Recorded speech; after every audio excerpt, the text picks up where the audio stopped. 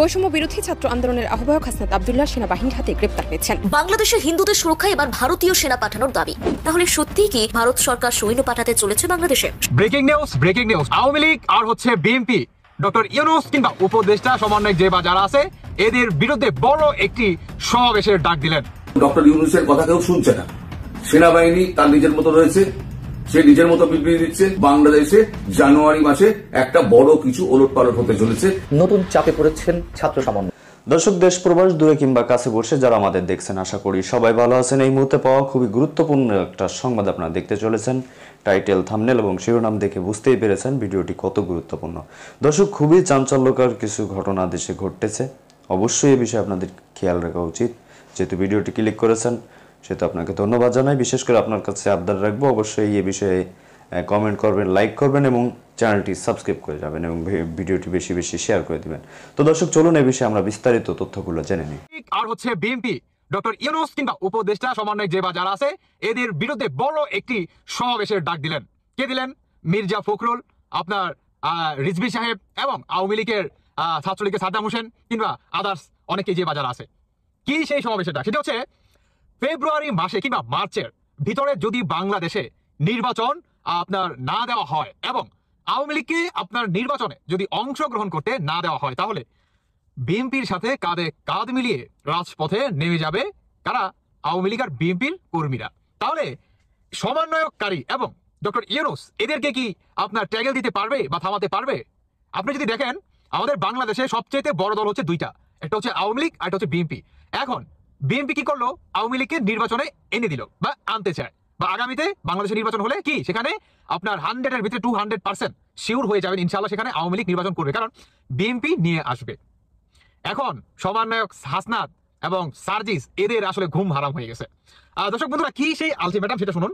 সেটি হচ্ছে আপনার ফেব্রুয়ারি কিংবা মার্চের ভিতরে, মানে এই দুইটার ভিতরে হচ্ছে আপনার আমাদের বাংলাদেশে সংস্কার কাজ যতটুকু এর ভিতরে করা সম্ভব আপনারা করবেন, এবং মার্চ আর হচ্ছে আপনার ফেব্রুয়ারির ভিতরে বাংলাদেশে একটি সুষ্ঠু নির্বাচন দিতে হবে। এবং এই নির্বাচনে আপনার আওয়ামী লীগ, বিএনপি কিংবা আরো অন্যান্য যেই দলগুলো আছে প্রত্যেককে তার নিজ স্বাধীনতা মোতাবেক কিংবা তার দল নিয়ে এসে নির্বাচন করতে পারবে।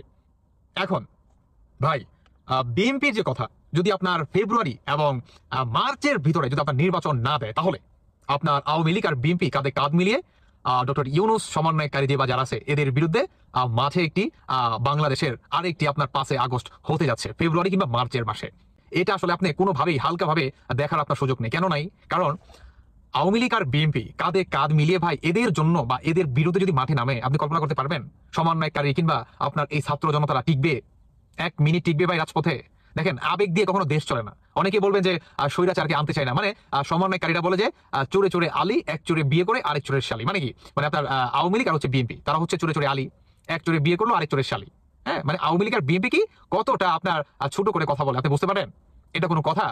তারা পলিটিশিয়ানদের কিভাবে সম্মান করতে হয়, কিভাবে দুইটা বড় দলকে সম্মান করতে হয়, তারা এটাই জানে না। এখন এই সমন্বয়কারীরা বাংলাদেশে নির্বাচন দিতে চায় না। তারা বলে যে আপনার বাংলাদেশে 5 বছর কিংবা 2 বছর 3 বছর নির্বাচন হয় কিনা সন্দেহ আছে। তো এটার জন্যই মির্জা ফখরুল সাহেব কিংবা রিজভী সাহেব বা আওয়ামী লীগের ঘোষণা হচ্ছে যে ফেব্রুয়ারি বা মার্চের ভিতরে এরা যদি নির্বাচন বা এর আগে যদি নির্বাচন না দেয় কিংবা এই সময়ের ভিতরে তারা যতটুকু সংস্কার কাজ শেষ করতে পারলো, যদি পারে পারুক, আর না পারলে নাই, তাহলে কি নির্বাচন দিতে হবে। যদি না দেয় তাহলে আরেকটি 5 আগস্ট আমাদের বাংলাদেশে এই ফেব্রুয়ারি কিংবা মার্চের ভিতরে হতে যাচ্ছে। আওয়ামী লীগ আর বিএনপি সেটা ঘটাবে কাদের বিরুদ্ধে? আপনার সমন্বয়ক, আপনার ডক্টর ইউনূস বা উপদেষ্টা যে বাজার আছে। এখন ভাই অনেকে এটা কিভাবে দেখবেন আমি জানি না। অনেকে ভাবতে পারেন যে ভাই এটা কখনো পসিবল না, পুলিশ আটকাবে, সেনাবাহিনী আটকাবে, তারপর হচ্ছে আপনার জামাত শিবির আটকাবে, আপনার হিজবুত তাহরির আটকাবে, এরা আটকাবে, সমন্বয়কারী বা ছাত্র জনতা আটকাবে। সম্ভব না ভাই, কারণ সম্ভব না। পুলিশ প্রথমত আসবে না, দ্বিতীয়ত সেনাবাহিনীও এখানে আসবে না, তৃতীয়ত আপনি যদি ধরেন যে সমন্বয়কারী কিংবা সাধারণ জনগণ আর হিজবুত তাহরি কিংবা জামায়াত ইসলাম যদি এদের কথা আপনি ধরেন, তাহলে আওয়ামী লীগ আর বিএনপির যে জনগণ তারা যদি ভাই কাঁধে কাঁধ মিলিয়ে মাঠে নামে, আমাদের বাংলাদেশে এমন কোন রাজনৈতিক দলের শক্তি নাই যে এদেরকে টেগেল দিয়ে রাখবে বা এদেরকে কাউন্টার করবে। সেই সক্ষমতা আমার মনে হয় কারো নাই। কারণ আওয়ামী লীগের সক্ষমতা আছে বিএনপিকে টেগেল দেওয়ার, আর বিএনপির সক্ষমতা আছে আওয়ামী লীগকে টেগেল। বর্তমান বিএনপিরও সেই আপনার সক্ষমতা নাই যে আওয়ামী লীগকে টেগেল দিবে। হ্যাঁ, কারণ আওয়ামী লীগের অনেক নেতাকর্মীরা বর্তমান কি ছিন্ন বিচ্ছিন্ন হয়ে গেছে। যাই হোক, তারা যদি নামে তাহলে বাংলাদেশে কি আরেকটি ভাই আপনার গৃহযুদ্ধর কিন্তু একটা আভাস পাওয়া যাচ্ছে এই নতুন বছরেই। যদি এই গৃহযুদ্ধটা লাগে, তাহলে এখানে দেখবেন অনেক আপনার ঠিক 5 আগস্টের মতো এই সমন্বয় কিংবা উপদেষ্টাদের জন্য নিরহ প্রাণ অনেক মনে করেন চলে যেতে পারে।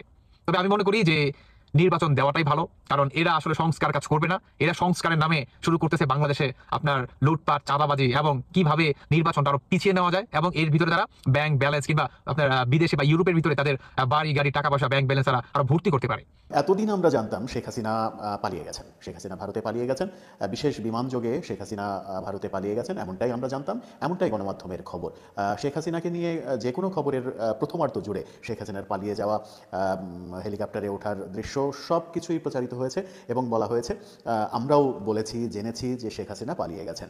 কিন্তু এবার সাবেক তথ্য প্রতিমন্ত্রী জানালেন শেখ হাসিনা পালিয়ে যাননি, শেখ হাসিনাকে নাকি জোর করে ভারতে পাঠিয়ে দেওয়া হয়েছে। এই বোমা পাঠানো তথ্যটা জানা যায় আরাফাতে রহমান, সাবেক তথ্য প্রতিমন্ত্রী, তার একটা ফাঁস হওয়া অডিও রেকর্ডে। তার ফাঁস হওয়া অডিও রেকর্ডে তাকে বলতে শোনা গেল শেখ হাসিনা পালিয়ে যাননি, শেখ হাসিনা দেশে থাকতে চেয়েছিলেন, তাকে জোর করে ভারতে পাঠিয়ে দেওয়া হয়েছে। তাহলে তাকে কি বন্দুকের মুখে জোর করে বিমানে তুলে ভারতে পাঠিয়ে দেওয়া হলো? কি বলতে চাইলেন আরাফাতে রহমান? আরাফাতে রহমান মূলত বলতে চাইলেন যে 3 তারিখ থেকে 4 তারিখ এই 2 দিনের মধ্যে শেখ হাসিনা বহুবার বলেছেন যে তিনি ক্ষমতা ছেড়ে দেবেন, ক্ষমতা ছেড়ে দিয়ে তিনি টুঙ্গিপাড়ায় চলে যাবেন, টুঙ্গিপাড়ায় অবসর জীবনযাপন করবেন, এরপরে যে সরকার আসবে সেই সরকারের কাছে তিনি ক্ষমতা হস্তান্তর করে তিনি টুঙ্গিপাড়ায় চলে যাবেন, তিনি আর ক্ষমতা চালাতে চান না, যেটা ভালো হয় দেশের জন্য সেটা জনগণ করুক, এমনটাই তার ভাষ্য ছিল। শেখ হাসিনা টুঙ্গিপাড়া যাওয়ার সিদ্ধান্ত নিয়েছিলেন, কিন্তু নেতারা তাকে বোঝাচ্ছিলেন যে টুঙ্গিপাড়ায় যাওয়াটাও আপনার জন্য নিরাপদ না। বঙ্গবন্ধুকে সপরিবারে যেভাবে 75-এর 15 আগস্টে হত্যা করা হয়েছে, ঠিক তেমনি আপনাকে হত্যা করার পরিকল্পনা করছে কিছু কিছু মহল, সুতরাং আপনার টুঙ্গিপাড়াটাও নিরাপদ নয়। এরকম মুহূর্তে যখন 4 তারিখ আসে এবং 4 তারিখে শেষ দিকে 5 তারিখে সকালে দেন দরবার হয়, শেখ হাসিনা টুঙ্গিপাড়ায় যাবেন নাকি অন্য কোথাও যাবেন? 5 তারিখের সকালে শেখ হাসিনা পুত্র জয় এবং শেখ রেহানার সঙ্গে যে সেনাবাহিনীর সদস্যরা, সেনাবাহিনী প্রধান, 3 বাহিনী প্রধানরা যে দেন দরবার করেছেন, এর আগে গণমাধ্যমে খবর হয়েছিল যে শেখ হাসিনা ক্ষমতা ছাড়তে চাইছেন না, তাকে যেন বোঝানো হয় পরিস্থিতি খারাপ, মব এগিয়ে আসছে, আর বেশি সময় নেই, এই মুহূর্তে ক্ষমতা না ছাড়লে ম্যাচাকার হয়ে যাবে, গণভবন আক্রমণ হবে। জয়ের সঙ্গে এরকম কথাবার্তাই নাকি সেনাবাহিনী সহ কর্তৃপক্ষ হচ্ছিল এবং জয় সেই কথার প্রেক্ষিতেই সাবেক প্রধানমন্ত্রী শেখ হাসিনাকে বোঝাচ্ছিলেন যে এই মুহূর্তে তোমার জেদ করা ঠিক হবে না, তুমি ক্ষমতা ছেড়ে দাও, পদত্যাগপত্র সাইন করো। এই তথ্যগুলোই আমরা গণমাধ্যমে জানতাম। কিন্তু আরাফাতে রহমান বলছেন যে জয়ের সঙ্গে এবং শেখ রেহানার সঙ্গে যে দেন দরবার হয়েছে, সেই দেন দরবারটা মূলত শেখ হাসিনা শেষ মুহূর্তে যে জেদাজেদি করেছেন, সেটা মূলত তিনি টুঙ্গিপাড়ায় যেতে চেয়েছেন, তিনি ভারতে যেতে চাননি, কোনোভাবেই তিনি দেশ ছেড়ে ভারতে চলে যাবেন না, এমনটাই জিদ ধরেছিলেন। সেই সময় তার জীবন ঝুঁকিপূর্ণ, দেশে থাকলে তার জীবন ঝুঁকিপূর্ণ হয়ে যাবে, তাকে মেরে ফেলার হুমকি রয়েছে। এই ব্যাপারটা জয় নাকি তাকে বোঝানোর চেষ্টা করেন বারবার, জয় এবং শেখ রেহানা তাকে বারবার বোঝানোর চেষ্টা করেন, এবং শেষ পর্যন্ত তাকে যখন বোঝাতে সক্ষম হন তারা, তখন শেখ হাসিনা শেষ মুহূর্তে বলেন ওকে ঠিক আছে, কোথায় যেতে হবে চলো।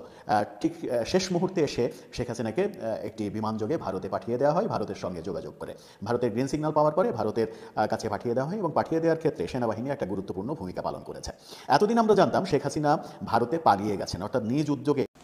তো দর্শক দেখলেন খুব গুরুত্বপূর্ণ প্রতিবেদন। এতক্ষণ আমাদের সাথে থাকার জন্য সবাইকে ধন্যবাদ জানাচ্ছি। দর্শক, যেই প্রতিবেদনগুলো দেখলেন এগুলোর সাথে আপনি সহমত কিনা, খুবই গুরুত্বপূর্ণ বক্তব্য এবং ভিডিওগুলো দেখছিলেন, অবশ্যই বিষয়ে আপনাদের মতামতটা চাই। আর হ্যাঁ, আমাদের এই চ্যানেলটি সম্পূর্ণ নতুন, অবশ্যই আমাদের এই চ্যানেলটি সাবস্ক্রাইব করে রাখবেন এবং বেল আইকনটা অবশ্যই বাজিয়ে রাখবেন, আর সংবাদটি শেয়ার করে দেবেন। তো ভালো থাকুন, সুস্থ থাকুন, আসসালামু আলাইকুম।